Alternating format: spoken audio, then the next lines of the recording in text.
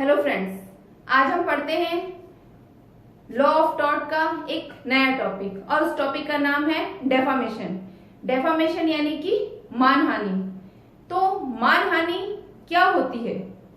मानहानि किसी व्यक्ति पर लांछन लगाना, बिना किसी औचित्य के ऐसा लांछन लगाना जिससे उसकी ख्याति, उसकी साख दूसरों की नजरों में गिर जाए, यही है मानहानि। मानहानि एक अपराध भी है और अपकृत्य भी है। आईपीसी के सेक्शन 499 के अंदर मानहानि की डेफिनेशन दी गई है और बताया गया है कि मानहानि क्या है तथा कौन कौन से 10 ऐसे अपवाद भी दिए गए हैं जहां वह मानहानि नहीं होती है। मानहानि किन किन व्यक्तियों की हो सकती है? तो मानहानि एक जीवित व्यक्ति की हो सकती है, एक प्राकृतिक व्यक्ति की हो सकती है और एक नैसर्गिक व्यक्ति की भी, प्राकृतिक नैसर्गिक, और एक कृत्रिम व्यक्ति की भी हो सकती है। कृत्रिम मतलब निगम, कंपनी, इनकी भी मानहानि होती है। इसके अलावा एक मृत व्यक्ति की भी मानहानि होती है। मृत व्यक्ति की मानहानि कैसे होगी? मान लीजिए अगर वह व्यक्ति जीवित होता तो उस समय उसकी साख पर क्या प्रभाव पड़ता, वही मानहानि उस मृत व्यक्ति की मरने के बाद भी होगी, क्योंकि जो मृत व्यक्ति की मानहानि होगी उसका प्रभाव उसके उत्तराधिकारियों पर ही पड़ेगा। तो मृत व्यक्ति की भी मानहानि होती है। तो यहाँ पे मानहानि की मैंने आपको बता दिए हैं। निगम, कंपनी की भी होती है, जीवित व्यक्ति की भी होगी और मृत व्यक्ति की भी मानहानि होती है। 10 अपवाद सेक्शन 499 आईपीसी के अंदर डिफाइन किए गए हैं। पर हम पढ़ रहे हैं लॉ ऑफ टॉर्ट, तो यहाँ पर सेक्शन तो है नहीं, तो अब हम पढ़ेंगे एक अपकृत्य के हिसाब से डेफामेशन को। तो सबसे पहले इनकी डेफिनेशन देख लेते हैं। दो हमारे जो विधिवेता हैं, सामर्स और विनफील्ड, उन्होंने डेफामेशन के बारे में क्या क्या कहा है वो देखते हैं। इसके बाद में देखते हैं टाइप ऑफ डेफामेशन, कि डेफामेशन के कौन कौन से टाइप्स हैं। इसके बाद देखते हैं डेफामेशन कैसे होती है, डेफामेशन कैसे ही होती है, क्या कहा जाएगा, ये क्या ऐसे आरोप लगेंगे जो डेफामेशन की कैटेगरी में आ जाएंगे। इसके बाद हम विद केस इन लॉ आगे कंटिन्यू रखते हैं।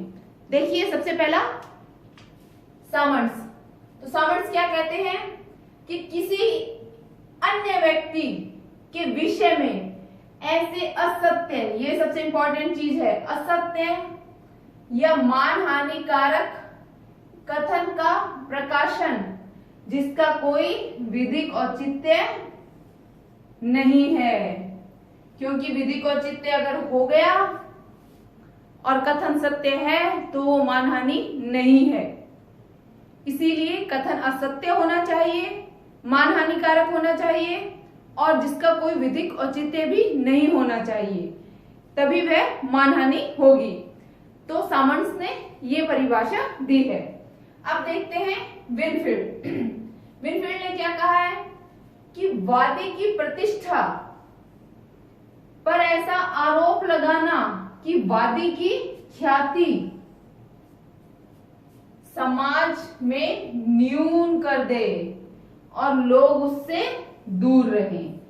तो यहाँ पर किस पे इफेक्ट पड़ रहा है? उसकी रेपुटेशन पे इफेक्ट हो रहा है। तो अगर किसी व्यक्ति की रेपुटेशन पर इफेक्ट डाला जाता है, वो भी बिना किसी विधिक औचित्य के, प्रतिष्ठा पर कोई ऐसा आरोप लगाया जाता है जो कि उसकी ख्याति को न्यून कर देता है, तो वह भी डेफामेशन ही कहलाएगा। याद रखना, यहाँ पे आरोप सदैव मिथ्या होने चाहिए, गलत होने चाहिए और विधिपूर्ण नहीं होने चाहिए। जहां कोई कार्य सत्य है, विधिपूर्ण है और अगर किसी पे आरोप भी है तो वह मानहानि नहीं कहलाती। अब देखते हैं कि मानहानि कितने प्रकार की होती है। तो मानहानि 2 प्रकार की होती है। एक तो मानहानिकारक वचन भी हो सकते हैं और मानहानि अपमान लेख से भी होती है और अपमान वचन से भी होती है। इंग्लिश लॉ में मानहानि के अंदर जो ये अपमान वचन है और लेख है उनको बिल्कुल डिफरेंट रखा गया है कि मानहानि जो के अपमान के लेख है और वचन है वो दोनों बिल्कुल अलग अलग हैं, परंतु भारतीय विधि में दोनों को काफी हद तक समान लेकर रखा है। मानहानि वचन का मतलब है जो अपमान वचन है, अपमान लेख और अपमान वचन। अपमान वचन तो जो बोल के किए गए हैं वे अपमान वचन है। तो अपमान वचन अगर होते हैं तो वहां पर वादी को तथ्य, अपमान के तथ्य साबित करने पड़ते हैं और कहीं कहीं अपवाद स्वरूप नहीं भी करने पड़ते, परंतु अपमान लेख में वादी को अपने अपमान लेख के बारे में साबित करने की आवश्यकता नहीं होती, क्योंकि वह स्वतः ही अनुज्ञेय होते हैं। उनको देखते ही एक्शन लेने वाले वो लेख होते हैं। तो यहाँ पर अपमान वचन बोल के किए जाएंगे, अपमान लेख लिखकर, संकेतों द्वारा, इशारों द्वारा, ये सब अपमान लेख की श्रेणी में आ जाएंगे। और अपमान लेख सभी लोगों के सामने प्रकाशित भी होना चाहिए। अगर मैंने एक व्यक्ति को लिख के दे दिया तो वहां तक नहीं, अपमान लेख प्रकाशित होकर लोगों की नजरों में उसकी साख को गिराए। तो ये है अपमान लेख और अपमान वचन। ये है इसके डेफामेशन के टाइप्स।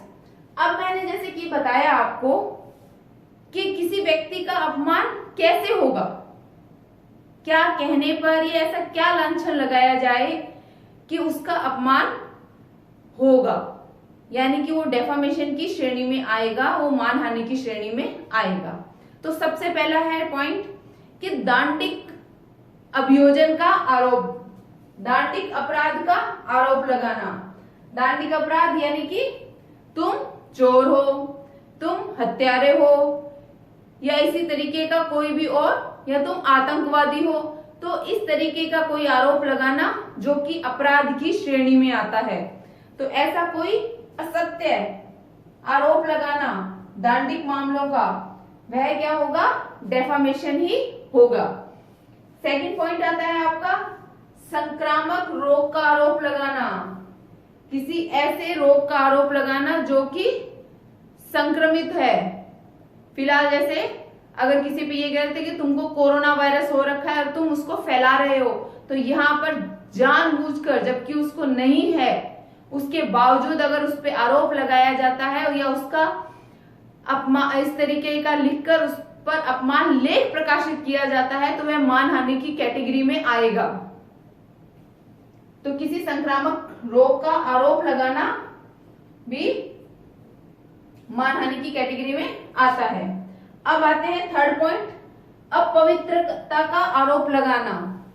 अगर किसी महिला पर उसके कैरेक्टर से रिलेटेड कोई झूठा लांछन लगाया जाता है कि वह कैरेक्टर से अच्छी नहीं है, या वह वैश्या है, या कुछ भी इस तरीके से, तो वह मानहानि की कैटेगरी में आएगा, वह मानहानि ही कहलाएगा।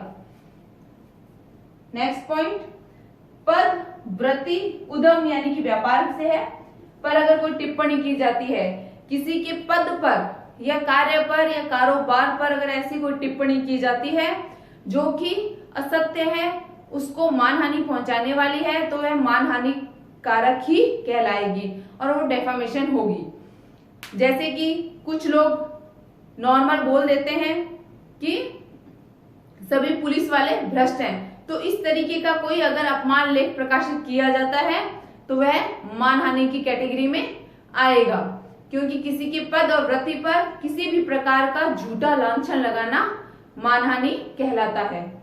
अब देखते हैं हम मानहानि कैसे कैसे होगी।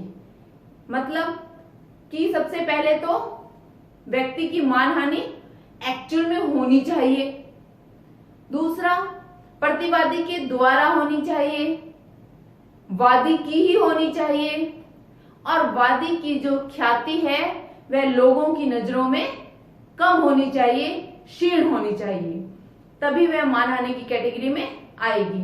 अदरवाइज वह मानहानि की कैटेगरी में नहीं आएगी। अपवाद यहाँ पर वही है जो सेक्शन 499 आईपीसी में दिए हुए हैं।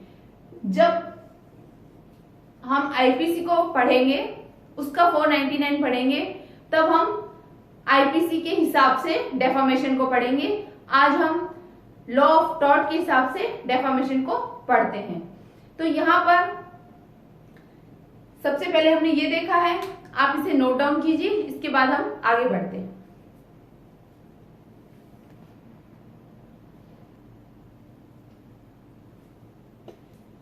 चलिए अब हम देखते हैं कि मानहानि की आवश्यक तत्व कौन कौन से हैं।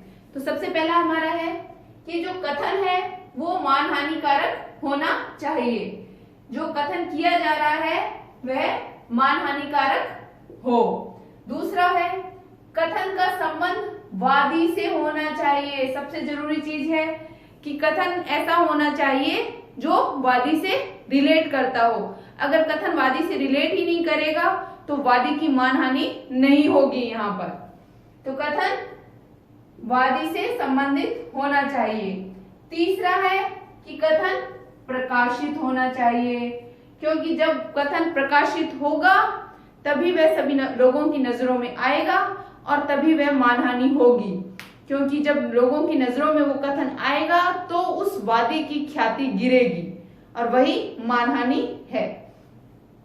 अब हम देखते हैं इसको केस इन लॉ के साथ में, जो इस पे कुछ केस हैं जिनको हम स्टडी करते हैं।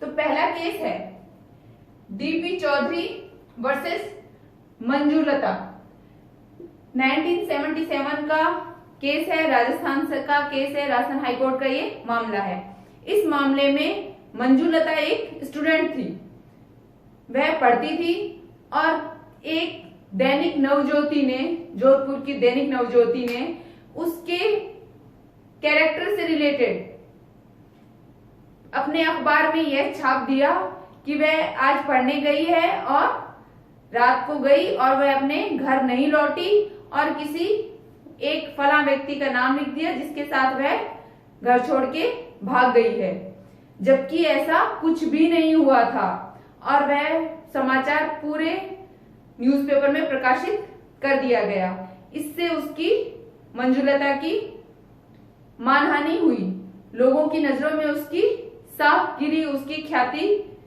खराब हुई, उसके विवाह में भी अड़चने आई। तो यहाँ पर मंजूलता के बारे में ये माना गया कि उसकी मानहानि हुई है और उस न्यूज़पेपर को इसके लिए उत्तरदायी ठहराया गया और उससे क्षतिपूर्ति दिलाई गई। तो ये था जहां पर एक मिथ्या कथन किसी के विरुद्ध छाप दिया गया और उसे प्रकाशित कर दिया गया, जिससे उसकी ख्याति गिरी, पूरे समाज की नजरों में गिरी और इसका उसके आगे वाले भविष्य पर भी बुरा प्रभाव पड़ा। तो ये था पहला केस। नेक्स्ट केस पे आते हैं हम, SN Abdi versus Prafulla Kumar Mohanta, AIR 2000 का मामला है।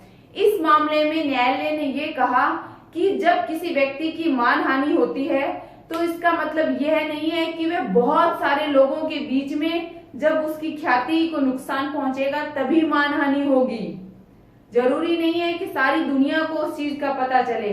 अगर किसी प्रतिष्ठित समूह को, किसी एक प्रतिष्ठित समूह को भी अगर उस मिथ्या कथन के बारे में पता चलता है और उसके सामने भी वादी की ख्याति को नुकसान पहुंचता है, उसकी रेपुटेशन खराब होती है, तो वो भी मानहानि में आएगा। जरूरी नहीं है कि एक बहुत बड़े जनसमूह को उसका पता चलना जरूरी है। कुछ एक प्रतिष्ठित लोगों के सामने भी अगर किसी व्यक्ति की ख्याति को नुकसान पहुंचता है तो वह भी मानहानि होती है। नेक्स्ट केस पे आते हैं, Lewis versus Daily Telegraph Limited. इस मामले में ये कहा गया कि जरूरी नहीं है कि पहली साइट में देखें, पहली बार देखने में ही, प्रथम दृष्टया देखने में ही पता चल जाए कि कोई कथन मानहानिकारक है या नहीं है। बाद में न्यायालय ये डिसाइड करेगा कि वाकई में वह जो कथन किया गया था वह जो लेख छापा गया था वह मानहानिकारक है या नहीं है। यह आवश्यक नहीं है कि पहली नजर में देखते ही पता चल जाए, यह डिसाइड हो जाता है कि यह कथन मानहानिकारक है या नहीं है। उसके फैक्ट्स देखने के बाद ही डिसाइड किया जाएगा कि एक्चुअल में उससे मानहानि होती है या नहीं होती है। फोर्थ केस पे आते हैं हम। Tolley versus F S. Fry and sons limited 1931 का ये मामला है। इस मामले में एक व्यक्ति होता है, एक गोल्फ चैंपियन होता है, वो बहुत ही प्रतिष्ठित व्यक्ति होता है और उसके बारे में एक बिस्किट की जो कंपनी होती है, वह बिस्किट की कंपनी अपने उस बिस्किट के साथ में उस एड देती है और एड में उस गोल्फ वाले व्यक्ति का, गोल्फ के चैंपियन व्यक्ति का फोटो भी छाप देती है और वह फोटो भी वह उसकी विदाउट परमिशन के प्रिंट करती है। जब उस गोल्फ चैंपियन को इस चीज का पता चलता है तो वह इसे मानहानि मानता है। बिस्किट कंपनी कहती है कि ये मानहानि नहीं है, परंतु बाद में जब वह व्यक्ति जो गोल्फ चैंपियन है उसका ये मानना कहा जाता है कि ये छापने से लोगों की नजरों में ये लगता है कि वह पैसा कमाने के लिए एड दे रहा है, पैसा कमाने के लिए किसी कंपनी के अंदर एड दे रहा है और उसको पैसों का लालच है। तो यहाँ पर उसकी जो साख है, जो ख्याति है, उसको नुकसान पहुंचता है कि एक खिलाड़ी होकर पैसे और ज्यादा उसको आवश्यकता है और वह उसके लिए लालच में एड और विज्ञापन किए जा रहा है और कुछ जो विज्ञापन उसकी बिना परमिशन के छापा गया था और बिना परमिशन का उसमें उसका फोटो दिया गया था। तो यहाँ पर यह उसकी मानहानि मानी गई। नेक्स्ट केस पे आते हैं। Cassidy versus daily mirror newspaper limited 1929। यहाँ पर एक महिला को किसी व्यक्ति का, किसी अदर पर्सन का की मंगेतर बता दिया जाता है न्यूज़पेपर के द्वारा और ये छाप दिया जाता है, जबकि वह महिला उसकी पत्नी नहीं होती है। न्यूज़पेपर वालों का यह तर्क होता है कि हमको एक्चुअल फैक्ट का पता नहीं था। तो यहाँ पर कोर्ट उनकी ये तर्क नहीं मानता। क्यों नहीं मानता? क्योंकि एक्चुअल फैक्ट का, वास्तविक तथ्यों का ज्ञान नहीं होना एक बचाव नहीं है। जब आपने कोई तथ्य या कोई फैक्ट्स या कोई समाचार न्यूज़पेपर में छापा है तो आपको उनके पूरे तथ्यों का पहले ज्ञान होना चाहिए, क्योंकि उस महिला की आपके इस न्यूज़पेपर के द्वारा जो खबर छापी गई थी उससे उसके कैरेक्टर पर और उसकी ख्याति पर, उसकी रेपुटेशन पर नुकसान हुआ है। तो यहाँ पर उस न्यूज़पेपर को उत्तरदायी ठहराया गया। तो ये अभी हमने 5 केस देखे हैं। थोड़े केस और देखते हैं और फिर देखते हैं कि मानहानि के अपवाद क्या क्या हैं।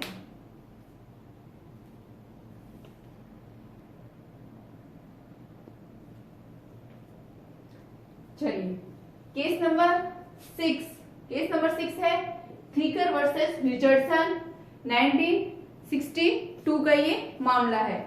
इस केस के अंदर क्या हुआ था कि जो प्रतिवादी था उसने वादी जो कि उसकी पत्नी थी उसको एक अपमानकारक लेख भेजा, एक पत्र भेजा जिसमें उसको वेश्या बताया और वह पत्र इस तरीके से भेजा गया, इस तरीके से दिया गया कि वह किसी अन्य व्यक्ति को पता चले और उसकी ख्याति को नुकसान पहुंचे।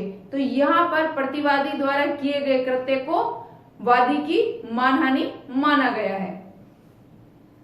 केस नंबर ये हो गया 6 नंबर केस। 5 हम पहले कर चुके हैं। अब 7 नंबर हथ वर्सेज हथ का मामला है।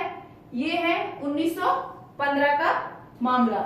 इस मामले में भी क्या था कि जो पत्नी की मानहानि के लिए एक पति ने पत्नी को एक मानहानिकारक पत्र लिख के भेजा। पति पत्नी के बीच में पत्र व्यवहार हो सकता है, कोई बड़ी बात नहीं है।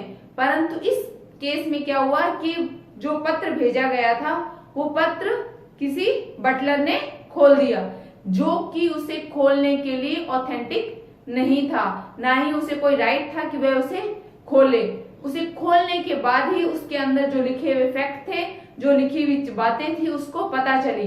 अगर वह उसको नहीं पता चलती तो वह मानहानि की कैटेगरी में नहीं आती। तो यहाँ पर उसको जो खोलने का अधिकार नहीं था, तो यहाँ मानहानि नहीं मानी गई। नेक्स्ट केस पे आते हैं हम। TJ Ponnan versus MC Varghese, AIR 1970 का ये मामला है। इस केस में एक दामाद ने, जो कि प्रतिवादी है, अपनी पत्नी को पत्र लिखा और पत्र में अपने ससुर की मानहानि की। तो वो पत्र जब उसकी पत्नी के पास पहुंचा तो उसने वह पत्र अपने पिता को, यानी कि प्रतिवादी के ससुर को दे दिया। उसने यह देखकर अपने दामाद पर मानहानि का वाद लेकर आया। तब वहां पर ससुर के द्वारा जो पत्र पढ़ा गया और जो पत्नी ने जिसको वो पत्र भेजा था उसके द्वारा अगर अपने पिता को पत्र देना सही माना गया और ससुर ने मानहानि का केस दामाद पर लेकर आए और दामाद को मानहानि करने के लिए उत्तरदायी ठहराया गया। तो यहाँ पर ये केस में सबसे इंपॉर्टेंट चीज ये थी, क्या किसी और के द्वारा अगर पत्र पढ़ लिया जाता है जिसकी मानहानि की गई है, हालांकि पत्र उसको नहीं भेजा गया था, परंतु बाद में अगर उसको वो पत्र मिल जाता है तो वो क्या मानहानि के लिए वाद ला सकता है? तो यहाँ पर वो वाद ला सकता है। नेक्स्ट केस में आते हैं। Morrison versus Ritchie and company, AIR 1902 का ये मामला है। इस मामले में प्रतिवादी को, जो प्रतिवादी थी, प्रतिवादी ने वादी को 2 जुड़वा बच्चों की मां बता दिया और ये कहा कि उसने 2 जुड़वा बच्चों को जन्म दिया है, जबकि उसका ये जो कथन, ये प्रकाशन था वह गलत था, क्योंकि वादिनी की विवाह ही 2 माह पूर्व हुआ था। तो यहाँ पे वादिनी ने यह आरोप लगाया कि इससे उसकी ख्याति को नुकसान पहुंचा है और इससे उसकी मानहानि हुई है और प्रतिवादी को वादिनी की मानहानि के लिए उत्तरदायी ठहराया गया। नेक्स्ट केस में आते हैं। महेंद्र राम वर्सेज हरनंदन प्रसाद 1958 का ये मामला है। इस केस में क्या था? इस केस में ये था कि प्रतिवादी ने वादी को एक पत्र लिखा और उस पत्र में जो लैंग्वेज यूज की वो उर्दू यूज की गई थी और वादी को वो पत्र नहीं पढ़ना आया, क्योंकि उसे उर्दू भाषा पढ़नी नहीं आती थी। तो उसने वह पत्र किसी अन्य व्यक्ति से पढ़वाया, जिसमें प्रतिवादी ने वादी की मानहानिकारक कोई लेख लिखा था। तो यहाँ पर प्रतिवादी के बारे में अगर वह उत्तरदायी तब होगा जबकि उसे पता था कि वादी को उर्दू भाषा नहीं आती है और उसके पता होने के बावजूद भी अगर वह उर्दू भाषा में पत्र लिखता है, क्योंकि उसे पता है कि उसे उर्दू भाषा नहीं आएगी, तो वो किसी अन्य व्यक्ति से उस पत्र को पढ़वाएगा और किसी अन्य व्यक्ति से उस पत्र को पढ़ाएगा तो उसकी मानहानि जरूर होगी। और अगर उसे इस फैक्ट का नहीं पता था तो मानहानि नहीं होगी, और अगर उसका फैक्ट्स का पता था कि उर्दू नहीं आती है, किसी अन्य व्यक्ति से पढ़ाएगा तो वह मानहानि की कैटेगरी में आएगा। तो ये हो गया मानहानि पे कुछ केस। अब देखते हैं कि मानहानि के मामले में कौन कौन से अपवाद या कोई प्रतिवाद है वो दे रखे हैं। तो यहाँ 4 टाइप के आपको अपवाद दिए गए हैं। तो पहला है कथन या प्रकाशन, औचित्य या सत्य। जो कथन या प्रकाशन है वो क्या है आपका? औचित्यपूर्ण होना चाहिए या सत्य होना चाहिए। अगर कथन औचित्यपूर्ण और सत्य है तो वह मानहानि नहीं कहलाती है। अगर कथन असत्य है और बिना औचित्य के है तो वह मानहानि की कैटेगरी में आएगी। तो यहाँ पर सत्य और औचित्यपूर्ण कथन है तो वह मानहानि नहीं होगी और उसका प्रतिवाद लिया जा सकता है। दूसरा, उचित एवं सद्भावना पूर्वक, यदि प्रतिवादी ने पूरा देखभाल करके सारे फैक्ट्स निकला के और अगर कोई मामला प्रकाशित किया है तो वहां पर, और सद्भावना पूर्व प्रकाशित किया है तो वहां पर वह उत्तरदायी नहीं होगा। थर्ड है विशेषाधिकार। अगर विशेषाधिकारों के अंतर्गत वह कार्य कर रहा है तो वह मानहानि नहीं होगी। जैसे न्यायालय की अगर कोई कार्यवाही है, न्यायालय के द्वारा कोई डिसीजन दिया गया है तो उसको प्रकाशित करना, क्योंकि उस डिसीजन में किसी एक पक्ष को राइट किया गया होगा और दूसरे पक्ष को गलत ठहराया गया होगा, तो यहाँ गलत पक्ष की मानहानि नहीं होगी क्योंकि यह विशेषाधिकार की श्रेणी में आता है। और लास्ट है आपका क्षमा याचना। अगर किसी प्रतिवादी के द्वारा, किसी व्यक्ति के द्वारा अगर वादी की मानहानि हो जाती है, भूल से, भूलवश मानहानि हो जाती है और जैसे ही उसे उस भूल का पता चलता है तो वह उस भूल के लिए क्षमा मांग लेता है, तो ये भी मानहानि का एक प्रतिवाद है, यह भी उसका एक अपवाद है। तो अब हमने इसको चारों पॉइंट्स को देख लिया है, इन पे एक एक केस और रीड कर लेते हैं। फिलहाल आप इनको नोट डाउन कीजिए।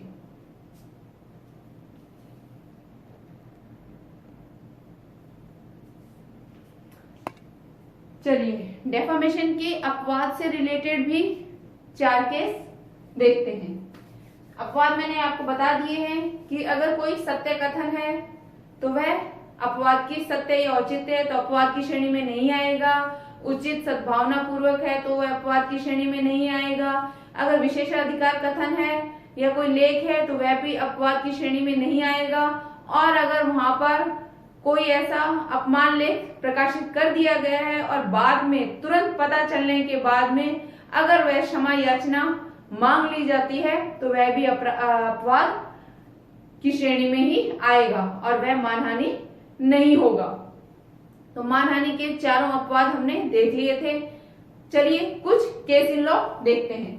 तो पहला केस है विमल कुमार वर्सेज देश दिवाकर एवं अन्य 2005 का ये मामला है। इस मामले में प्रतिवादी ने, वादी जो कि कुछ मंत्रीगण था, उसके खिलाफ एक लेख प्रकाशित किया और ये उस प्रकाशित में लिखा गया कि वह भ्रष्ट मंत्री है और स्कूल के टीचरों से वह कुछ पैसे भी लेता रहता है। मंत्री व अन्य लोगों ने उसके खिलाफ मानहानिकारक, प्रतिवादी खिलाफ मानहानि का वाद लेकर न्यायालय में वो आए।